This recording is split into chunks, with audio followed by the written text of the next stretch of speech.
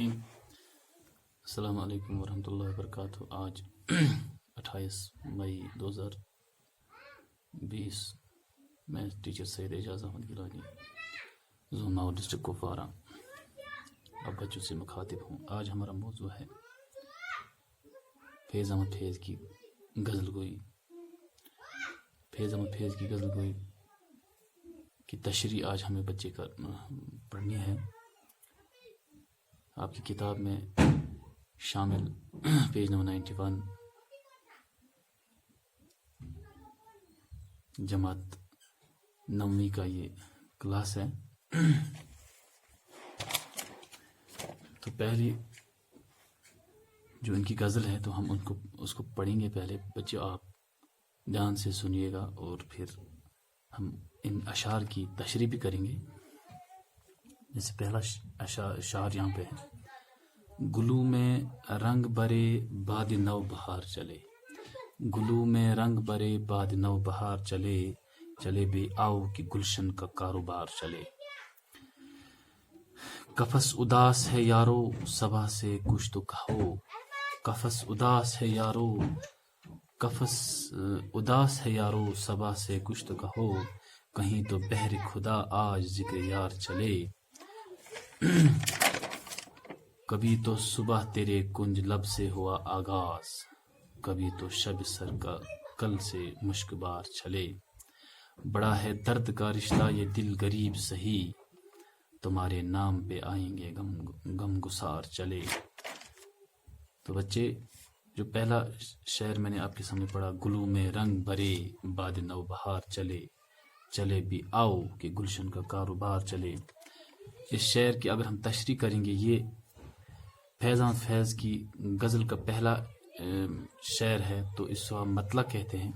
تو اس مطلع میں جو شاعر اپنے محبوب سے مخاطب ہو کر کہتے ہیں کہ اے میرے محبوب، تمہاری آمد سے، تمہارے آنے سے ہی گلشن میں، میرے باغ میں بہار آتی ہے اور پھولوں میں رنگ بھر جاتا ہے۔ اس لیے اپنے محبوب سے التجا کرتا ہے کہ آ جاؤ تاکہ میرے باغوں میں بہاروں کے آنے کا سلسلہ چلتا رہے گا۔ دوسرا اشعار میں نے بچے اس طرح پڑھا: قفس اداس ہے یارو صبا سے کچھ تو کہو، کہیں تو بہر خدا آج ذکر یار چلے۔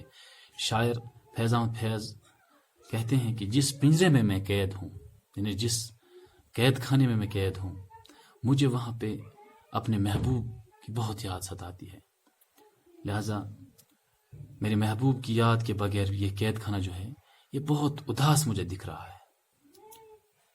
اس لیے شاعر اپنے دوستوں یاروں سے التجا کرتا ہے کہ میرے محبوب کا تذکرہ کرنے کے لیے کہہ رہا ہے، میرے محبوب کا تذکرہ کرو تاکہ اس قید خانے کی اداسی جاتی رہے گی۔ تیسرا اشعار میں نے یہاں پر بچے آپ کو پڑھا تھا: کبھی تو صبح تیرے کنج لب سے ہوا آغاز، کبھی تو شب سر کا کل سے مشک بار چلے۔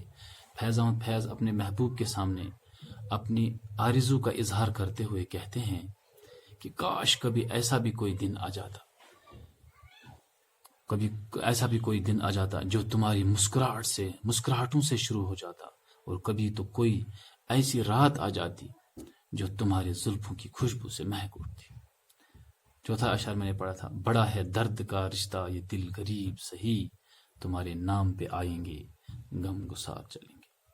فیض احمد فیض کہتے ہیں کہ محبت کے درد کا رشتہ بہت بڑا ہے، اور اگرچہ اس درد کے رشتے کے سامنے میرا دل بہت معمولی ہے، لیکن اے میرے محبوب، جب بھی تم مجھے پکارو گے تو میں تمہارے غم لیے تمہارے پاس دوڑا چلا آ جاؤں گا۔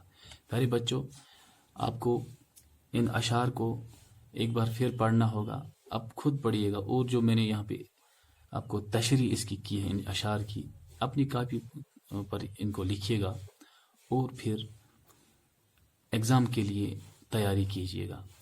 تو آج اس ویڈیو کے ذریعے اتنا ہی۔ خدا حافظ۔